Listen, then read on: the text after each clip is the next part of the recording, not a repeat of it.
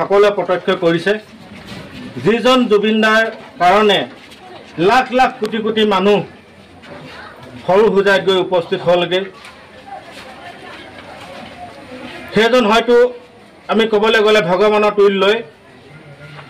বিশ্বত হয়তো প্ৰথমবাৰৰ বাবে আমি আমাৰ জন্মৰ পৰা আমি প্ৰথমবাৰৰ বাবে দেখিছোঁ এজন মানুহৰ কাৰণে ইমান কোটি কোটি মানুহ যাতে ওলাই যাব পাৰে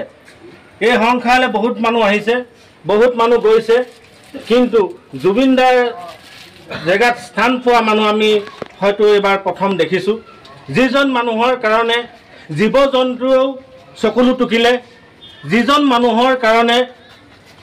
পথৰ ভাৰসাম্য হেৰুৱা মানুহজনো এবাৰ ৰখি নিজৰ জুলুঙাটো লৈ থৈ তেওঁ এপাহ ফুল দিছে এডাল ধূপ জ্বলাইছে